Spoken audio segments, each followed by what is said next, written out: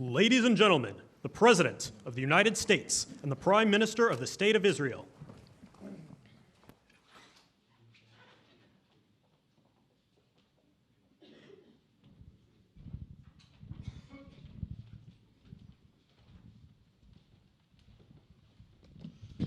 Thank you very much, everybody.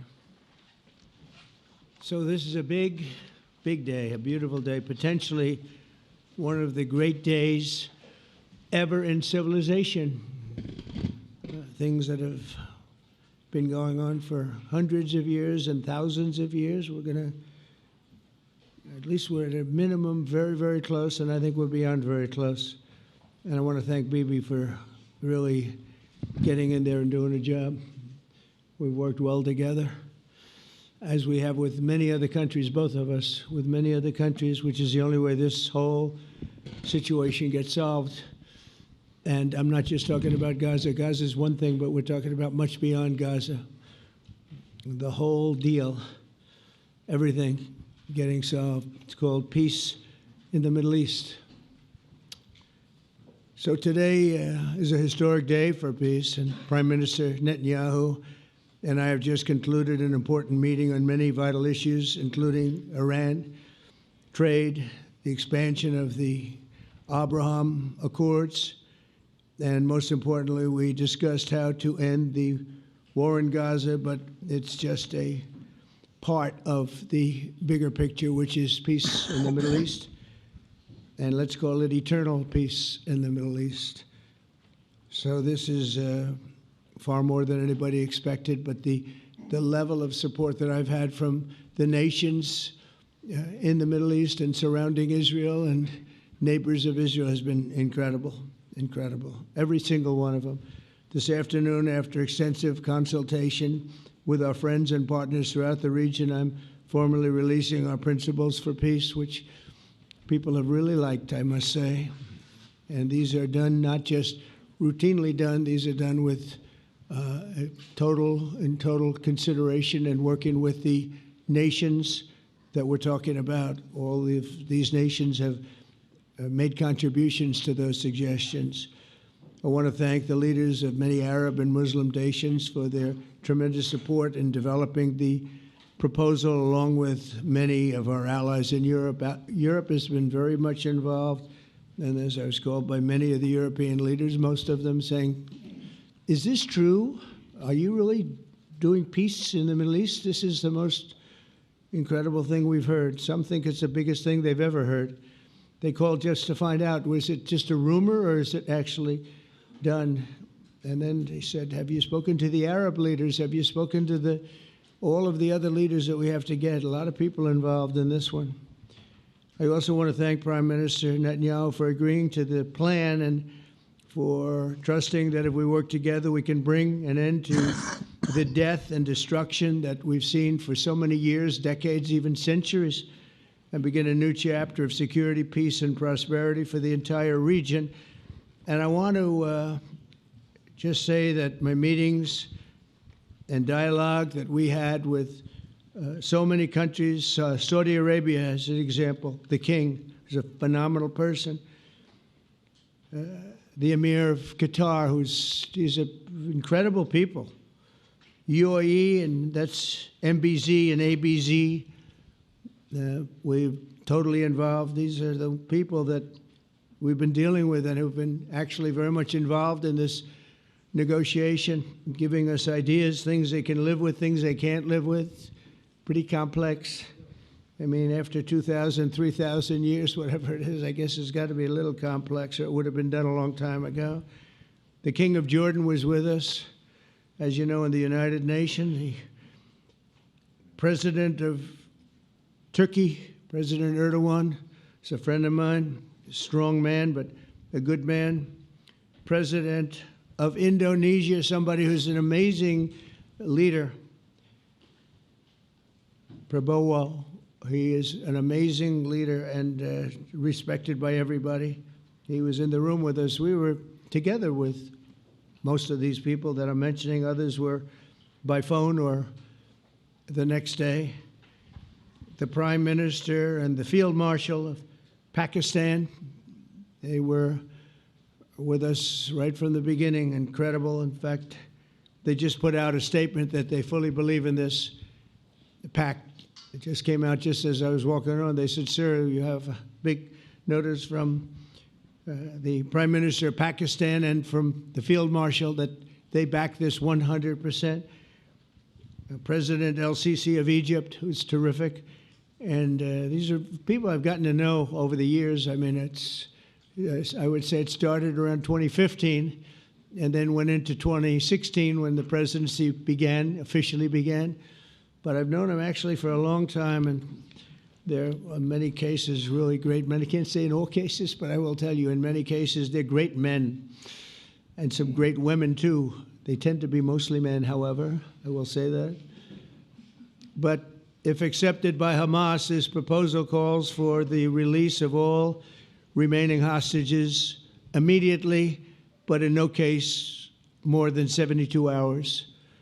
So the hostages are coming back, and I hate even saying this from the standpoint, doesn't sound right, but it is so important to the parents. The bodies of the young men, I believe in almost all cases, the young men are coming back immediately. I met with parents. The parents felt as strongly about getting the body of their dead boy back as they did as though the boy were alive and well. It's so important to them. And it means the immediate end to the war itself, not just Gaza. It's the war itself. Under the plan, Arab and Muslim countries have committed, and in writing in many cases, but I actually would take their word for it. The people I mentioned, I'd take their word for it, to demilitarize Gaza, and that's quickly. Decommission the military capabilities of Hamas and all other terror organizations. Do that immediately. And we're relying on the countries that I named and others to deal with Hamas. And I'm hearing that Hamas wants to get this done too, and that's a good thing. And destroy all terror infrastructure, including the tunnels, weapons of production facilities. They have a lot of production facilities that we're destroying. They'll also help train local police forces in the areas that we're discussing right now, in particular in and around Gaza, working with the new transitional authority in Gaza. All parties will agree on a timeline for Israeli forces to withdraw in phases. They'll be withdrawing in phases. No more shooting, hopefully, as progress is made toward achieving these goals. Arab and Muslim nations need to be allowed the chance to fulfill these commitments of dealing with Hamas. They have to deal with them because they were the one group that we have not dealt with. I haven't dealt with them. But the Arab countries are going to, and Muslim countries are going to be dealing with Hamas, and I believe they've already been there. I think they probably have an understanding, and they haven't maybe mentioned that, but I would imagine they do. Otherwise, they wouldn't have gone as far as they've gone. If they're unable to do so, then Israel would have the absolute right and actually our full backing, the U.S. full backing. Marco's here, and a lot of our leaders are here, our great Vice President, Susie Wiles, Steve Witkoff, Jared Kushner. They've been so involved in this process. I don't think anybody else could have done it or even come close. But it's we're right there. We're right there. First time in thousands of years, I think you can probably say, if you really look into it, if you study back, if you're a scholar, you would say thousands of years. Israel would have my full backing to finish the job of destroying the threat of Hamas. But I hope that we're going to have a deal for peace. And if Hamas rejects the deal, which is always possible, they're the only one left. Everyone else has accepted it. But I have a feeling that we're going to have a positive answer. But if not, as you know, Bibi, you'd have our full backing to do what you would have to do. Everyone understands that the ultimate result must be the elimination of any danger, posed in the region, and the danger is caused by Hamas. The tyranny of terror has to end, and this is, again, something that we're looking for. This is eternity. This is for forever.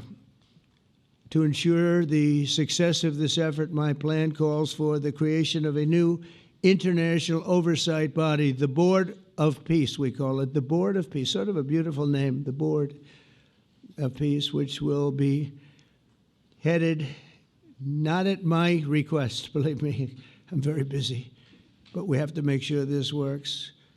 The leaders of the Arab world and Israel and everybody involved asked me to do this, so it would be headed by a gentleman known as President Donald J. Trump of the United States. That's what I want, is some extra work to do, but it's so important that I'm willing to do it, and we'll do it right, and we're going to put leaders from other countries on, and leaders that are very distinguished leaders, and we'll have a board, and one of the people that wants to be on the board is the UK former Prime Minister, Tony Blair, good man, very good man, and some others, and they'll be named over the next few days, and it'll be quite the board. Working, everybody wants to be on it now. I don't know if that had anything to do.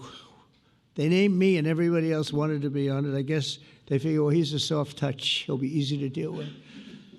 Working with the World Bank and others, it will be responsible for recruiting and training a new government that will be made up of Palestinians along with highly qualified experts from all around the world. Hamas and other terrorist factions will play no role in the board, but they'll play no role in the governance of Gaza at all, directly or indirectly. As you know, thousands of Hamas leaders have been killed and soldiers have been killed. And we can never forget October 7th, but thousands have paid the price for that. And now it's time to get our hostages back and get back to trying to build something that's really great and very important. In our meeting today, Prime Minister Netanyahu was very clear about his opposition to a Palestinian state. And he continuously mentions October 7th, and I understand that. Most people do. And I understand and respect his position on many things, but what he's doing today is so good for Israel. I notice that they have large crowds gathering in Israel all the time, and they have my name up. They like me for whatever reason, maybe I don't know, but they do like me. But they say two things: please get the hostages back, and please end the war. They've had it. It's had it. So I think it's a very popular thing you do, because he's a warrior. He doesn't know about getting back to a normal way of life, but he is a warrior, and Israel's lucky to have him. But now the people want to get back to peace. They want to get back to normalization in a true sense. Several countries have foolishly recognized the Palestinian state. As you know, some of our European friends, allies, good people, but they're really, I think, doing that because they're very tired of what's going on for so many decades. They've been presidents and prime ministers for years, and during this time, having to do with the Middle East, all they're doing is talking about the same thing over and over. They want to see it get back. And nobody wants that more than me, or I believe Bibi too. But the people of Israel want it. They really want it. They want the hostages back.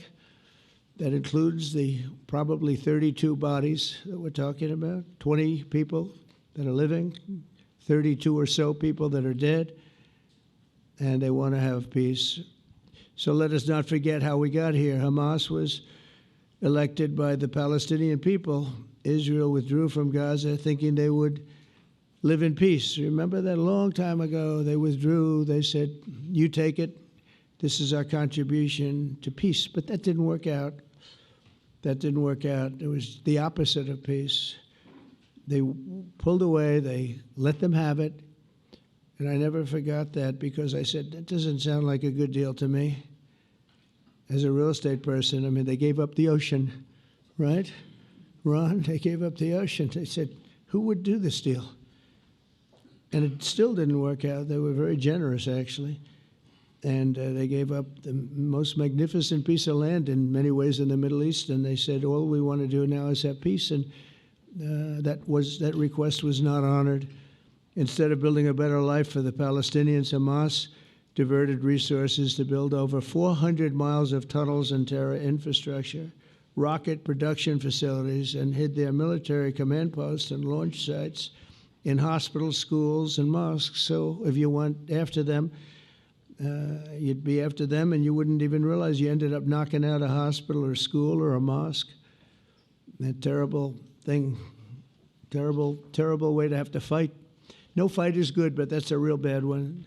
So there are many Palestinians who wish to live in peace. Many. I've seen so many of them, and they have support. And I challenge the Palestinians to take responsibility for their destiny, because that's what we're giving them. We're giving them responsibility for their destiny, fully condemn and prohibit terrorism and earn their way to a brighter future. They don't want the life that they've had. They've had a rough life with Hamas. If the Palestinian Authority does not complete the reforms that I laid out in my vision for peace in 2020, they'll have only themselves to blame. We're giving them an amazing footprint, and they have amazing support from the leaders of the Arab world and the Muslim world, the great leaders. These are great leaders. These are unbelievable leaders that have built great countries and very wealthy countries. What the future holds for the Palestinians, no one really knows, but the plan that we put forward today is focused on ending the war immediately, getting all of our hostages back, getting everything back. Hard to believe when you even say it, and creating conditions for durable Israeli security and Palestinian success. Israeli security is going to be involved. We're going to help you. We'll be there with you in terms of helping with security. We want to make sure it works. We just want to make sure it works. There shouldn't be a shot fired. Now, there will be, I guess, because that's the way it seems to be, but there shouldn't have to be within a few days. There shouldn't have to be a shot fired. And maybe for eternity. Wouldn't that be nice? I hope it's true. I can tell you the leadership of that region feels that there's a good chance of it being true. So this will lead to this agreement that we're talking about will lead to a sustainable long-term peace. No president in history has been a greater friend of the state of Israel than I have, in addition to negotiating the Abraham Accords. I like to say it that way because the real people, that's what they call Abraham. I would say Abraham, but it's so much nicer when you say Abraham. So much more elegant. But the Abraham Accords, they're amazing. Jared, you did that along with your group of geniuses, and nobody thought that could be done. We have 4 countries, and Sleepy Joe Biden didn't do a thing. He didn't even know what the hell they were. He should have had them filled up. But I think this will also lead to packing them. And who knows, maybe even Iran can get in there. I hope, we hope we're going to be able to get along with Iran. I think they're going to be open to it. I really believe that. But they could be a member. I long ago said, I'll bet you at some point Iran will be a member of the Accords. And little did I realize it was going to take this turn. That was some turn we did with the B-2s. But I think they might very well be there because it's a great thing for them economically. I recognize the eternal capital of Israel. I opened the American embassy in Jerusalem. That was something that everyone said would never be done, could never be done. Virtually every president for many, many years, for decades, would campaign on making Jerusalem the capital of Israel. They campaigned on it over and over. Is that right, Steve? Is that right? Everyone, and when they got to it, and I understand why now, because it was so. When I got to office, I campaigned on it too. I said, we're going to make it. And then I'd get calls from the leaders of various countries saying, please don't do it, please don't do it. It'll end the whole world, please don't do it. And finally, I just didn't say anything, and I did it. People were calling me before I did it because they heard I was going to do it, and leaders of countries were calling me, and I think it was on a Thursday that I did it, and they'd call me Monday, Tuesday, Wednesday, 3-4 times a day, and I said, tell them I'll call them back on Friday. And I announced it on Thursday, and I called them back, the biggest people in the world, and they said, "You've done it." I said, "Done what?" "You've made the capital of Israel, Jerusalem, and we wanted to talk yet." I wish you called me a little sooner. Maybe I could have done something about it. So that was a lot easier than getting into an argument, because I knew what they were calling about. And you know what? It turned out to be amazing. Everybody thought it was going to lead to the end of the world, right? The end of the world, Ron, that's what they said. It didn't lead to anything. It just led to something that I promised, and something that was very, very popular for Jewish people and a lot of other people too.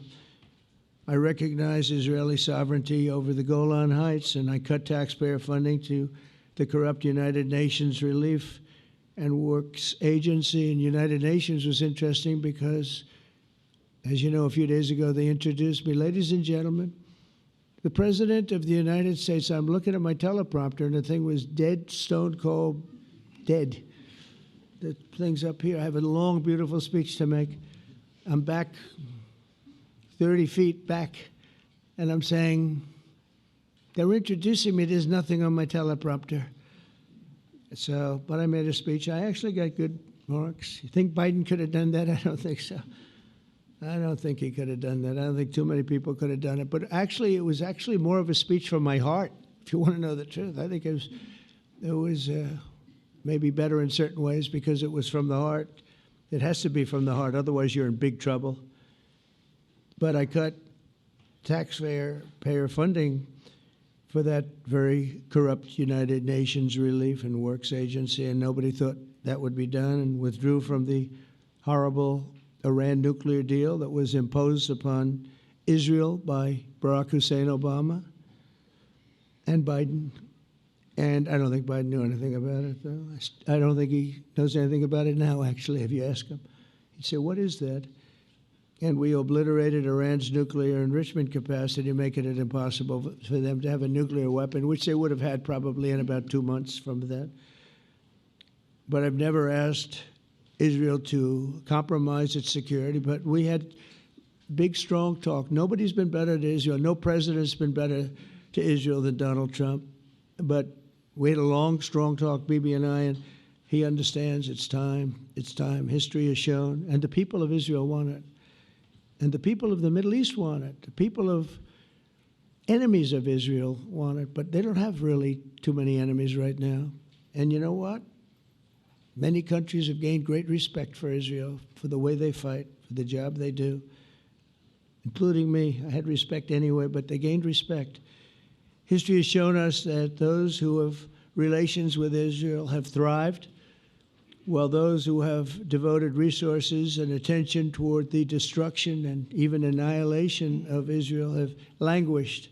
They haven't done well. Israel is not going anywhere. They're going to coexist with other people and countries in the region, from Syria to Lebanon to Saudi Arabia. The promise of a new Middle East is so clearly within our reach. This is the closest we've ever come to real peace, not fake peace, not political fool's peace. If we can get this difficult problem solved, the opportunities for all within that vast region of this world, it's a vast region, it's unlimited. The Abraham Accords show that all countries are better off when they communicate and work together and embrace new opportunities. I hope Jared and Steve and Susie and Marco and JD, we have great people. I hope you guys are going to work very hard to get these other countries in, because now they have no excuse. There's no longer an excuse. They were somewhere hesitant. And I tell you, the 4 countries that went in, I give them tremendous credit, and it's worked out incredibly well for them. In the same spirit, I'm pleased to report that earlier today we took another important step toward greater understanding in the region. A short time ago, we had a historic phone call in the Oval Office with Prime Minister Tani, who's really a great, great person. So we had a great talk, and I was on the phone, and Bibi was talking. Prime Minister Al Thani was of Qatar, was They really had a heart-to-heart conversation. It was a great conversation, I thought. It was productive. It was everything that you need to have something turn out to be successful. And I want to thank Bibi, and I want to thank the Prime Minister. It was fantastic. We agreed to launch a formal trilateral mechanism between Israel, Qatar, and the United States to begin a dialogue to enhance mutual security, correct misperceptions, and avoid future misgivings. And I want to thank Qatar, its leadership, and the Emir. He's a fantastic person. I think, I'm going to be his public relations man because I know him differently than a lot of people know him. But he wants peace. He wants to see peace. And his people, and they really acknowledge the critical role that they've played as mediator. And again, we're not quite finished. We have to get Hamas, but I think they're going to be able to do that. So now it's time for Hamas to accept the terms of the plan that we've put forward today. And again, this is a different Hamas than we were dealing with because I guess over 20,000 have been killed. Their leadership has been killed 3 times over. So you're really dealing with different people than we've been dealing with over the last 4 years, 5 years. Everyone has done their part and come to the table in good faith. Our Arab and Muslim partners are fully prepared to step up and fulfill their commitments for the benefit of the people of Gaza and the entire region. They're willing to step up and do a lot. They really are. There are a lot of good people involved. Everybody who wants to see an end to the violence and destruction should be united in calling for Hamas to accept the extremely fair proposal so that we can end the war and get us back our hostages right now and have everlasting peace. And I look forward to having relationships with everyone. As the chairman of the board, I'll be involved, and we'll have meetings with some very smart people that'll be working over there to make sure that we haven't just been wasting time with an agreement that doesn't get done. The task of building peace will not be easy. There are some of the hardest problems in the world to solve, and that's why it's been going on for so many centuries. But too many lives are at stake not to try, and this was more than a try. I mean, I think this is something that gets done when you have virtually every country, and these are powerful, powerful countries that have a lot of money, and the money can make things happen. A lot of countries try, and they don't have any money. These are very rich countries that can make things happen. So together we'll forge a much safer and more hopeful future for everybody, including Israel. And I want to thank Prime Minister Netanyahu for his partnership. And I want to thank all of the leaders, the kings and the emirs and the presidents and prime ministers, people I mentioned. And they've been absolutely fantastic to work with. And it's just happened very quickly. It's happened from a couple of weeks before I had a couple of meetings, but a couple of weeks before we went to the United Nations, and we had some incredible meetings. It all came to place. It all took place, and everybody wanted to be a part of it. I don't have anybody that's saying we don't want anything to do with it. It's just the opposite. And I'll tell you, a couple of years ago, a year ago, I don't think we would have had this kind of participation, Mr. VP, right? I don't think we would have had. It's been amazing. The participation was 100%. Everybody wants to be a part of it. And everybody, those very strong countries, everybody wants it to work. So, Bibi, congratulations on this. I think this will be your crowning achievement, frankly. If this all works out, we think it will. It's going to be your crowning achievement. And I want to thank you very much for being here. Thank you. Please. Thank you. Thank you. Mr. President, first I want to thank you for graciously hosting me once again in the White House. And second, I want to thank you for your friendship and for your leadership. From Jerusalem to Tehran, from the Golan Heights to Gaza, you've proven time and again what I've said many times. You are the greatest friend that Israel has ever had in the White House. And Mr. President, you and I both know it's not even close. While you focus at home on making America great again, your leadership abroad is changing the world for the better, ending wars, and advancing peace. I believe that today we're taking a critical step towards both ending the war in Gaza and setting the stage for dramatically advancing peace in the Middle East, and I think beyond the Middle East, in very important Muslim countries. I support your plan to end the war in Gaza, which achieves our war aims. It will bring back to Israel all our hostages, dismantle Hamas's military capabilities, end its political rule, and ensure that Gaza never again poses a threat to Israel. We would not have achieved this turning point without the courage and sacrifice of our incredibly brave soldiers. They fight like lions to defend the people of Israel, and they serve on the front line in the war between civilization and barbarism. Mr. President, when our two countries stand shoulder to shoulder, we achieve the impossible. Just a few months ago, in Operation Rising Lion and Operation Midnight Hammer, we struck a decisive blow against Iran's nuclear and ballistic missile program. Your bold decision to send those B-2s made the region safer and the world safer. Now, under your leadership, we're taking the next step to win the war and expand the peace. Your plan is consistent with the 5 principles my government set for the end of the war and the day after Hamas. Everybody asks, what is your plan for the day after Hamas? Here's our plan. Passed it in the cabinet. All our hostages, both those who are alive and those who died, all of them will return home immediately. Hamas will be disarmed. Gaza will be demilitarized. Israel will retain security responsibility, including a security perimeter for the foreseeable future. And lastly, Gaza will have a peaceful civilian administration that is run neither by Hamas nor by the Palestinian Authority. If Hamas agrees to your plan, Mr. President, the first step will be a modest withdrawal, followed by the release of all our hostages within 72 hours.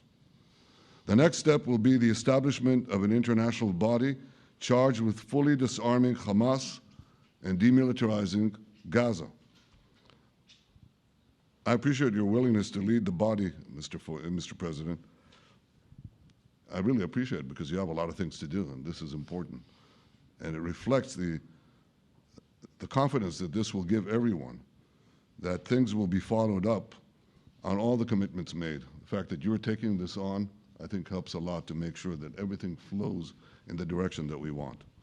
Now, if this international body succeeds, we will have permanently ended the war. Israel will conduct further withdrawals linked to the extent of disarmament and demilitarization, but will remain in the security perimeter for the foreseeable future. I think we should understand that we're giving everybody a chance to have this done peacefully, something that will achieve all our war objectives without any further bloodshed. But if Hamas rejects your plan, Mr. President, or if they supposedly accept it and then basically do everything to counter it, then Israel will finish the job by itself. This can be done the easy way, or it can be done the hard way, but it will be done. We prefer the easy way, but it has to be done.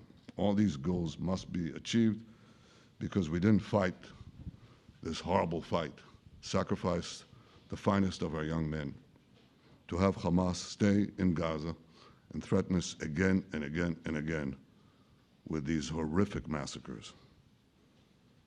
Mr. President, I was encouraged by your clear statement at the UN against the recognition of a Palestinian state.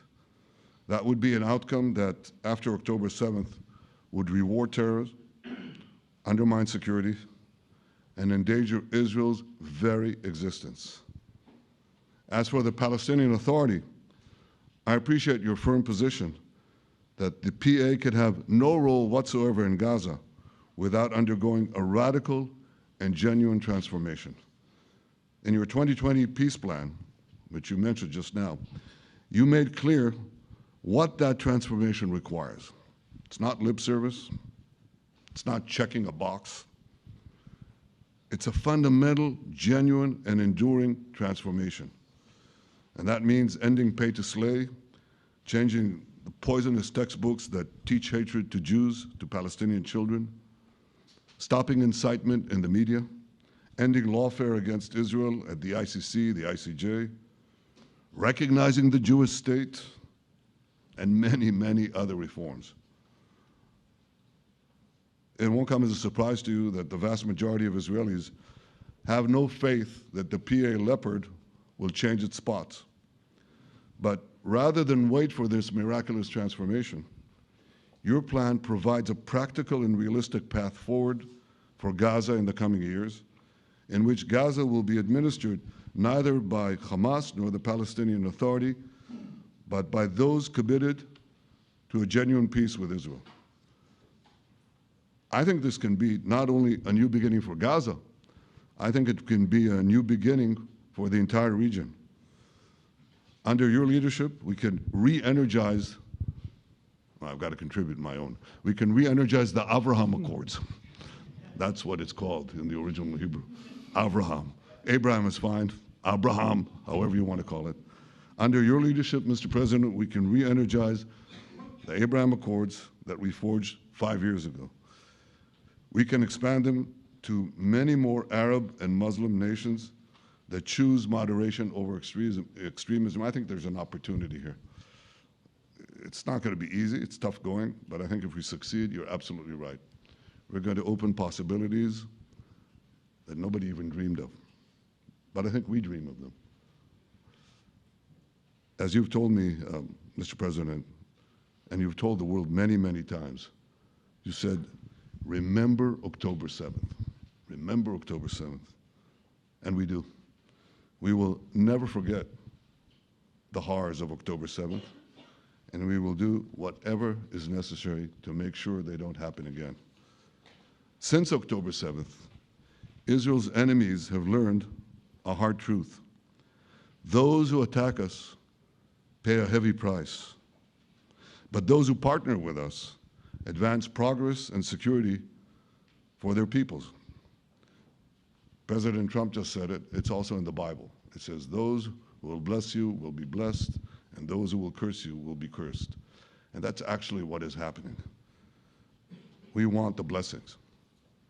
I think we've done a lot in the past 2 years to end the curse.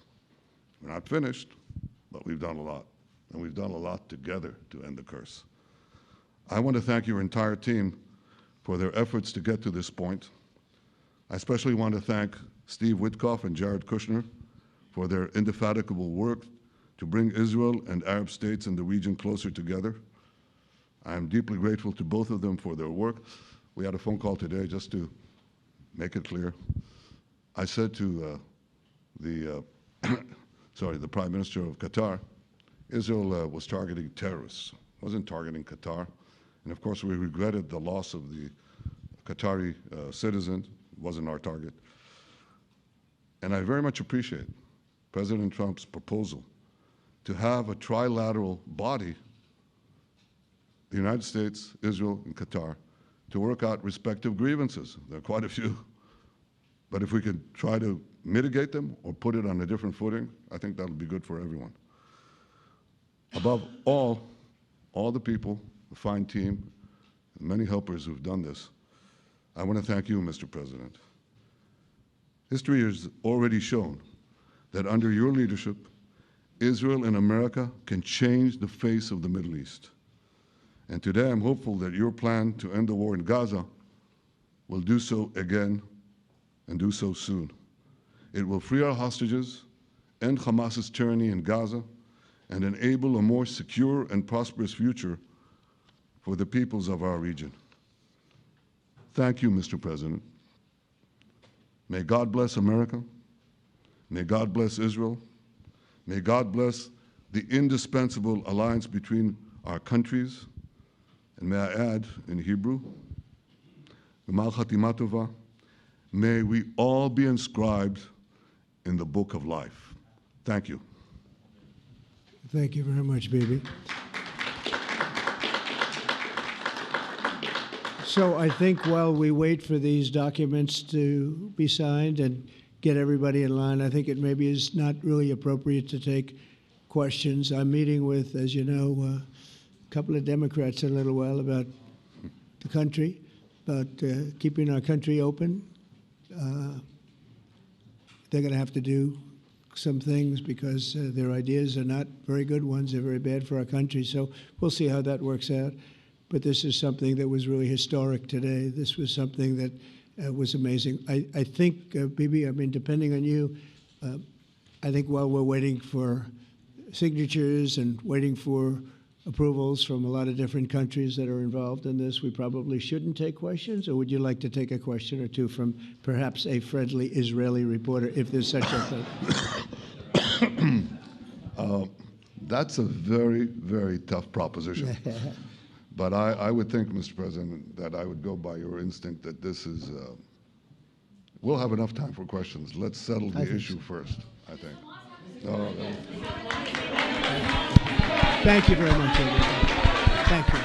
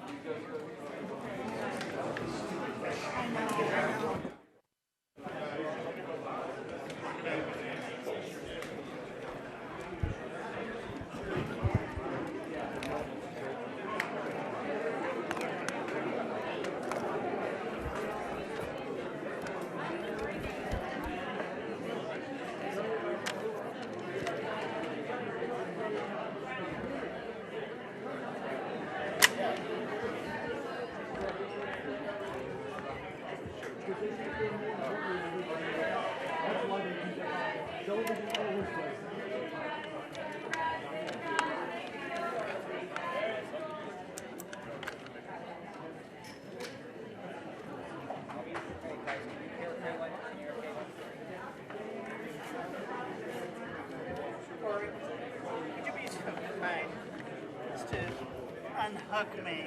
This one? It's too red. God bless you. There you go. Thanks, James.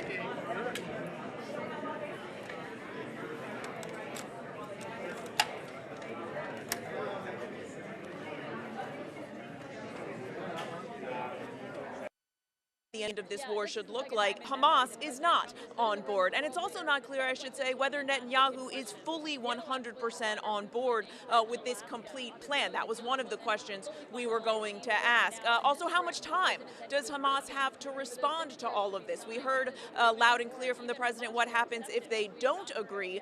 The president saying that if Hamas rejects this deal, that he would then give Netanyahu his full backing to go ahead, in his words, do what you have to do. Netanyahu making clear that he believes that this is essentially the last chance for a deal like this. But again, another question, whether there's any room here to negotiate. Is this truly a take it or leave it deal?